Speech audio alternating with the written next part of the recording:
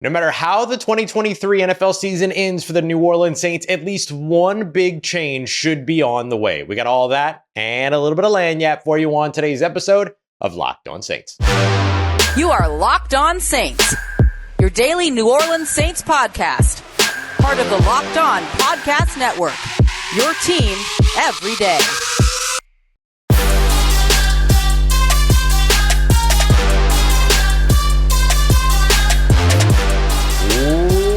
What is good, Who Dat Nation and Who Dat family? Welcome into another episode of Locked On Saints, your daily podcast covering your favorite team, the New Orleans Saints, part of Locked On Podcast Network, your team every day. Thank you for making Locked On Saints your first listen of the day every day. Don't forget you can subscribe and follow for free on YouTube or wherever you get your podcasts so you never miss the latest episodes that drop every Monday through Friday. And of course, if you want to keep the conversation going, take part in our exclusive film studies, Q&As, and much more, you can become a Locked On Saints insider today by simply texting Who Dat to 504-285-7473. On today's episode, and as always, I guess I should introduce myself. My name is Ross Jackson at Ross Jackson Nola on your favorite social media, your New Orleans Saints expert, credentialed member of the Media Saints News Network, Tuesdays in the Locked On NFL podcast, and here with you every single Monday through Friday, and then some on Locked On Saints. Today's episode of Locked On Saints brought to you by our friends at Prize Picks. Prize Picks is the easiest and most exciting way to play daily fantasy sports. So visit prizepicks.com/LockedOnNFL today and use promo code in all lowercase LockedOnNFL for a first deposit match up to $100. On today's episode, we can do this part now. There's a new kicker in the building for the New Orleans Saints. It's not necessarily reflective of Blake Grupe's performance so far this season, but ... I'm going to let the ellipses do a little bit of work for me there. We're going to get to that. We're also going to take a look at how it's time to change some prototypes for the New Orleans Saints when it comes to their off-season additions after this year. And speaking of off-season after this year, that's what I want to kind of focus on during this episode. I mentioned that we're going to kind of split focus a little bit, start looking at the things that need to improve over the course of the next three games, the last 6 games of the season, but also take a look at what happens after that as well. And I think the New Orleans Saints have at least one big move they need to get done this offseason, no matter how this year ends. And I think we'll look at sort of the big moves as talking about head coach, coordinator positions, and quarterback. Those are usually the biggest moves that happen for a team outside of trading for draft picks and things like that. But that's your kind of core four that you're looking at that could be those big moves. Otherwise, general manager, owner changes, things like that. But I don't anticipate any of that this upcoming offseason at all. So I'm going to focus on looking at head coach, coordinators, and quarterback. And so one of the biggest questions that's come up over the course of the season so far is, can the New Orleans Saints get out of Derek Carr's contract? People are wanting kind of the Derek Carr experience to be just 1 year. Can the Saints move on from him and do all that? Look, they can. If they did it before the season began, it's $57 million in dead cap. If they waited until after June 1, then they would end up, going about $30-something million into dead cap in that case.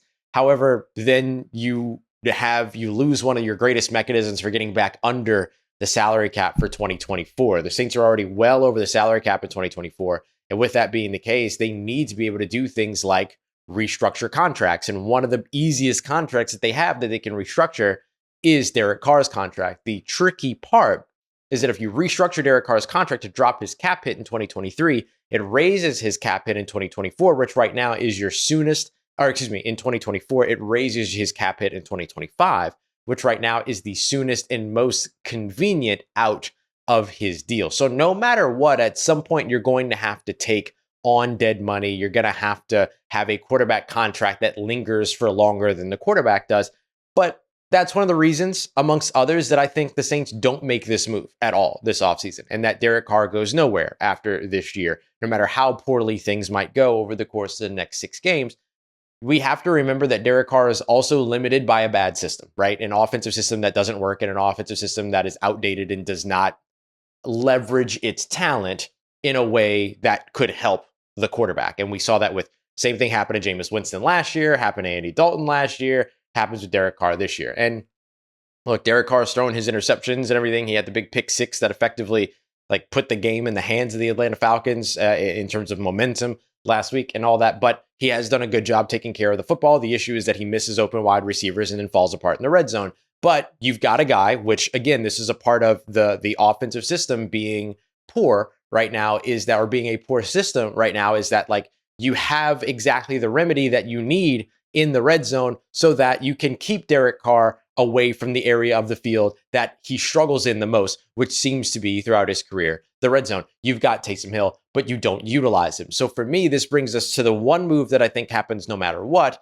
and that's replacing your offensive coordinator. There's just no excuses anymore, right? I mean, we've sat through this long enough. It's been 28 games at this point, 17 games last year, 11 games now this season, to where we see the same thing. A team that can't build momentum, a team that never feels like it's in games, a team that once it falls behind always feels like it is now out of the game, a team that doesn't maximize its players, a team that has misused Alvin Kamara for 2 seasons now consistently, a team that is getting into December for the second year in a row, talking about how they still have to figure things out on the offensive side. It's a slow start team, all these other things. It's just inexcusable at this point. And the New Orleans Saints should do everything that they can to make sure that they won't have a third consecutive season of anemic offense. It's just unacceptable, especially with this many weapons. I know they're dealing with injuries right now, but as many weapons as they walked into the season with, right? That we expected a little bit of bumps in the roads. We expected a little bit of a rocky journey there, but there's just no reason for this to still be something that the New Orleans Saints can't get right. And so I think that at this point, no matter what happens, the Saints can win out over the course of the last 6. I think you make a change at offensive coordinator and at play caller to bring in some fresh ideas. The Saints have liked guys like Liam Cohen, in the past and stuff like that. I really wanted the Saints to go into the OC market this past offseason because of guys like Bobby Slowick.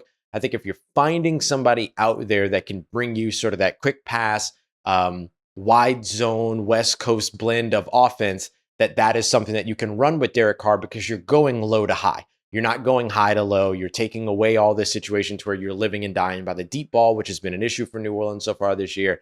And instead, you're doing the thing that we've seen this system continuously be successful with, and that we're watching several systems across the NFL be successful with, which is actually working the middle of the field in the short and intermediate areas. The Saints are not doing that at a high enough rate right now, and it's inexcusable. And they're just not creative on offense. And I think you have to get that figured out. Got to get motion. You got to get play action. You got to get, you got to utilize your stars. You got to utilize your playmakers. Otherwise, those playmakers, those stars, they're going to be ready to jump ship and go somewhere else. If the Saints don't win the division, then I think you make a change at head coach as well. Dennis Allen, 20 and 44 over the course of his collegiate career, his coaching career, fantastic defensive coordinator, although right now his defensive scheme is falling apart in front of our eyes because it hasn't been able to adequately adjust to mobile quarterbacks. And so even the coordinator conversation is one that, with the way that the NFL is changing so rapidly in terms of the style of quarterback play, all these other things, versus the prototypes that Dennis Allen is comfortable with, those two things don't tend to, one ends up not being able to defend the other. And that ends up being on the wrong side of the conversation for Dennis Allen. But if he's able to show an adjustment to that, and if he's able to lead this team to a win out situation or 5 out of 6 and then win the division, then I think the New Orleans Saints are going to do everything that they can to keep him as head coach. They're going to value the continuity. Again, they're loyal sometimes to a fault, and we'll see if that's for better or for worse. But I think if this team doesn't win its division, that conversation definitely needs to happen. And then Joe Woods, it all depends on what happens at head coach. Joe Woods can be your defensive coordinator. He can be your defensive play caller, and maybe a head coach that comes in, if the Saints do end up making a change at head coach from Dennis Allen after this year, that head coach just has to like what he sees in Joe Woods, or maybe already has an established relationship with Joe Woods. That's going to be the kicker for that. Joe Woods hasn't done anything wrong and everything, in anybody's eyes, but he would be subject to departure based on a head coaching change and who that head coach wants to work with as their coordinator. So the Joe Woods conversation is kind of up in the air, and it's of no fault to Joe Woods at all. Unfortunately, it's just the way that the NFL works. You replace a head coach, that head coach is going to want to work with his friends, his guys, and everything. And so going to bring in, potentially could bring in different people, but might have a lot of respect for an already accomplished guy like Joe Woods as well. But I think no matter what, out of those 4, right, we call those the big 4, the 2 coordinators, the head coach, and the quarterback, that the one that's most likely to have a change no matter what is offensive coordinator. Right after that, for me, is head coach. And then if the head coach changes, then everything is possible. everything is possible after that because that new head coach that comes in might not want to work with those coordinators, might not want to work with that quarterback. And so you make adjustments based upon the head coach that you bring in. But that's the way that I see it. That's the way that I see it. Still a chance for a lot of these guys to save their jobs, have their jobs going into 2024. I don't think that offensive coordinator is one of those gigs. Coming up next, though, coming up next, one of the things that I do want to look at that also needs to change is maybe some of the prototypes that the New Orleans Saints have built their roster around, because some things just aren't working. And it's not necessarily because the players aren't talented. It just feels like the system is kind of getting left behind because of the prototypes that the New Orleans Saints like. So maybe there's time to adjust that. Let's take a look at that as we continue on with today's episode of Locked On Saints, part of Locked On Podcast Network, your team every day. Today's episode of Locked On Saints is brought to you by our friends at DoorDash. DoorDash is my absolute favorite food delivery service that doesn't only do like foods and things like that. You could do convenience store runs, a whole bunch of other stuff, grocery runs. Like, it's awesome. I use it mostly for food because we have all of these spectacular local spots around, here in New Orleans. And so I tend to order from some of these awesome local spots to get some food from places that I know and love, especially on like travel days or busy days and stuff like that. Like, I'll probably be using DoorDash a little bit later on today for sure. So I'm going to help you out here. I want you to save 50% off of your up to a $10 value when you spend $15 or more on your first order. All you got to do is download the DoorDash app and enter the code LOCKED23, LOCKED23. Use the digits, subject to change, terms apply. Once again, don't forget, that's that promo code LOCKED23 for 50% off up to a $10 value when your first order is over $15. Download that DoorDash app, spend $15 or more, subject to change, terms apply. Today's episode also brought to you by our friends at Prize Picks. Prize Picks is the easiest and most fun way to play daily fantasy sports, and they've made it even more fun because you can actually combine sports now. It's really, really cool. So for instance, you can go ahead and take like LeBron James and Travis Kelce at a 10.5 combo, right? 3-pointers made and receptions. So if you think that LeBron James and Travis Kelce are going to top 10.5 with the number of 3-pointers that LeBron makes, in addition to the number of receptions that Travis Kelce has, that's an actual line that you can build. It's really, really cool. I absolutely love those combo projections across football, basketball, all that. Just look for the specials leagues where you can get those done. I also want you to head over today to prizepicks.com/lockedonnfl and use the promo code in all lowercase lockedonnfl as well. It's going to get you a first deposit match up to $100. First deposit match up to $100 by going to prizepicks.com/lockedonnfl, promo code lockedonnfl. Prize Picks, daily fantasy made easy. All right, family, continuing on with today's episode of Locked On Saints. Appreciate all you everydayers out there making Locked On Saints your first listen of the day every day. The New Orleans Saints could see some big changes over the course of the offseason, but it might be the small tune-up changes that they can make to their system, to their scheme, and also to their prototypes for their roster that could end up having maybe the even biggest impact going into 2024. So there's 3 positions that I look at and I go, okay, I think that there's a chance that the Saints could potentially look to adjust a little bit of what they like at those positions. And I want to start off with defensive end. This isn't to say anything about who is presently on the roster. This is all about, do you change your prototypes in terms of what you add to the roster this upcoming offseason between 2023 and 2024? And I do think that there's a chance here at defensive end, something we talked about over the course of the offseason, this past offseason as well, to add speed and to add speed rush types to your pass rush. What we're seeing right now for the New Orleans Saints is that they're the team that has allotted the longest time to throw for opposing quarterbacks and has taken the longest when it comes to time to pressure in the NFL as well. So what that basically means is that quarterbacks get the most time that they get going up against the New Orleans Saints to deliver a pass, and the New Orleans Saints take the longest time out of any team in the NFL to get to the quarterback. Those are not 2 stats that you want to be at the top and or bottom, however you look at it, of the NFL in. You want to be getting after quarterbacks. And I think a big part of the reason why is because the Saints lack speed on their defensive front. You're playing a lot of 11 on 11 football these days. You're not playing a lot of 10 on 11, right? Where the quarterback is just a distributor. No, that quarterback is now a playmaker. Like, they can go and make plays with their feet on their own. and don't necessarily need to throw the ball anymore. So you kind of have to move off of we want the big guys that can get their hands up in passing lanes, but can't get pressure on the quarterback. No, you need the guys that are going to get pressure on the quarterback. So I'll be very interested to see how maybe the emphasis on that position group changes prototypically over the course of this offseason. I think it's one that does make a lot of sense to take a better look at. I mean, look at like the Philadelphia Eagles. Like, look at the teams that get a lot of pressure. The Philadelphia Eagles, to an extent, the Green Bay Packers. You can talk about the San Francisco 49ers. You have a lot of guys that can win with speed immediately off of the defensive line. So I think that's something that you can look at. The other thing that I look at is the prototype of quarterback. New Orleans Saints love their pocket passers. And right now they're one of the few teams in the league that still subscribes to the idea of having a prototypical pocket passer. And I think it's time to evolve from that. I think it's time to look at some of these guys in the NFL draft that can pick up yards with their legs. Yes, Jayden Daniels is going to be at the top of everyone in Louisiana's conversation when it comes to that. But even guys like Michael Penix that can come in and do that. Bo Nix that can come in and do that. Like, there's a lot of these players that you could potentially, and we're talking about Derek Carr getting at least another year more than likely based on his contract.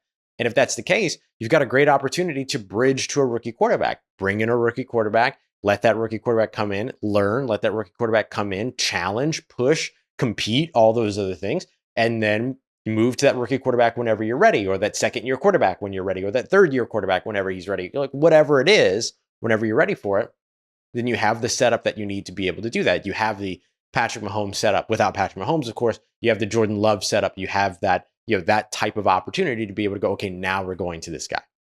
And I do think that getting ready to defend, getting better at defending against mobile quarterbacks, just like you have to get ready for that, you have to be ready to utilize mobile quarterbacks in your system as well. So I think that the New Orleans Saints should go that route. I think they should be swinging at quarterbacks every draft here on out until they land their franchise guy for certain. And then the last thing that I'll mention in terms of like a prototype that you look to potentially change for New Orleans, I look at the offensive line for the New Orleans Saints, and I wonder if maybe there's some kind of rethinking or retooling to be done there. Instead of finding guys or focusing on guys that can play multiple positions, it's probably good to start developing depth behind that have a position. Because right now, it doesn't feel like the New Orleans Saints have any depth because they don't really have guys that can come in and hold down a spot, right? Landon Young's having to come in and play right tackle, left tackle, or guard. Andrus Pete's moving from left guard to left tackle. He's holding down that spot right now, but then when you have an injury at left guard, you have to move him over and then put Trevor Penning in at left tackle, or are you putting somebody in like Max Garcia who has to play left guard, right guard, and center? Like, look, I get the idea of having these guys, and the NFL loves having these guys that can play multiple positions, but you don't have to have a full locker room of it. You need one of those guys that can play a bunch of different positions, Senio Clemente type days, and then a bunch of guys that focus on a specific position that are able to come in and help out. So maybe you have a guy that can play on the interior on either side, but then you have a left tackle and a right tackle, right? Like, just something like that keeps these guys from having to constantly split focus about where they are, where they're going, all these other things, so that when one person gets hurt, one person moves in and that person knows that position, as opposed to having to kind of like recalibrate to a different position every time that they have to come in. I just think that that's something that would be of value at this point for New Orleans. All right, next up. So that's looking at younger mobile quarterbacks for the future, looking at speed rushers so that they can continue to compete against mobile quarterbacks in today's day and age, which the Saints have struggled to do very much. And then finally, looking at the offensive line and finding more specialized talent on the offensive line in terms of depth. I think you can keep like a Max Garcia, who's outstanding playing in a bunch of different areas, a James Hurst that's outstanding playing in a bunch of different areas, but then find those guys that are specific to your offensive line at the most important positions. Just a thought. All right, coming up next, let's take a look at the New Orleans Saints' new kicker. They brought him in, but it's not for the reasons that you think mostly. We got that coming up for you as we continue on and wrap up today's episode of Locked On Saints, part of Locked On Podcast Network, your team every day. Today's episode of Locked On Saints brought to you by our friends at LinkedIn Jobs. LinkedIn Jobs is the number one place that you should be headed if you are a small business owner and looking to hire and expand your team. It can feel like a high stakes wager, so you want to make sure that the odds are stacked in your favor, and LinkedIn Jobs helps you do that because they're not just another job board. LinkedIn Jobs is a vast network of more than, and I am not exaggerating when I say this, 1 billion professionals. And hiring is super easy when you have that many candidates. So easy, in fact, that 86% of small businesses get a qualified candidate within 24 hours. So go where the people who are looking for jobs are and show them you have a job that they want by heading over to linkedin.com/lockedonnfl. That way you can post your job for free. That's linkedin.com/lockedonnfl to post your job for free. Terms and conditions apply. Let's get it, Who Dat Nation. Wrapping up today's episode of Locked On Saints with a look at the new kicker for the New Orleans Saints. Okay, not new kicker, but new kicker in the building for New Orleans. Appreciate all you everydayers out there making Locked On Saints your first listen of the day every day after this. Make sure you go check out Locked On Sports Today as well, a 24/7 national sports stream, first ever on YouTube. Just search Locked On Sports Today on YouTube and check it out. So the New Orleans Saints bring in Austin Seibert, he's been around since 2019. He was a draft pick by the Cleveland Browns. He was a 5th-round draft pick by the Cleveland Browns. Has played with Cleveland, has been in Cincinnati, has been in Detroit for a couple of years. He was with the New York Jets earlier on this season. Now he's a New Orleans Saint, or at least on the New Orleans Saints practice squad. And I've seen some reaction to this, people thinking that, this must mean that they're like kind of tired of Blake Grupe missing field goals, or maybe they're not as confident in Blake Grupe anymore, things like that. That's not the case. But there's a however that I'll get to with that. The fact of the matter is that like Blake Grupe has improved big time. He missed one of the field goals last week. He went 5 of 6 last week. It's not a big deal that he missed one of those field goals at all. The New Orleans Saints should have scored a touchdown. I mean, it's pretty simple, right? So I don't think that this has anything to do with like a lack of confidence in Blake Grupe or anything like that. But instead, according to Nick Underhill over at New Orleans Football, Blake Grupe is dealing with an injury. I believe it's a groin injury. And they're not sure if he's going to be available this week. Maybe he will be, maybe he won't be. So then they bring in actually a slew of kickers that they tried out. They brought in like Mason Crosby, who's like 39 years old. They brought him in. They brought in Austin Seibert. They brought in a couple of other folks as well that weren't maybe as accomplished as Crosby and Seibert, and then they ended up signing Austin Seibert. So just as a point-by-point comparison here, Blake Grupe has made 80% of his field goals so far this year. Austin Seibert has made 80.4% of his field goals over the course of his career. In his most active season, where he kicked the most amount of field goals, which was 30 field goals, which was his 2 years in Cleveland. So I guess it wasn't his most active season, but most active stay. 30 field goals attempted that year. He cleared 80.3% of those. The reason why I picked that sort of collection of a pair of seasons is because right now Blake Grupe has kicked 30 field goals as well throughout the season so far, as many as Austin Seibert kicked those 2 years with Cleveland, and has made 80%. So just one fewer field goal. Austin Seibert as well is 90.3% in total when it comes to his extra points.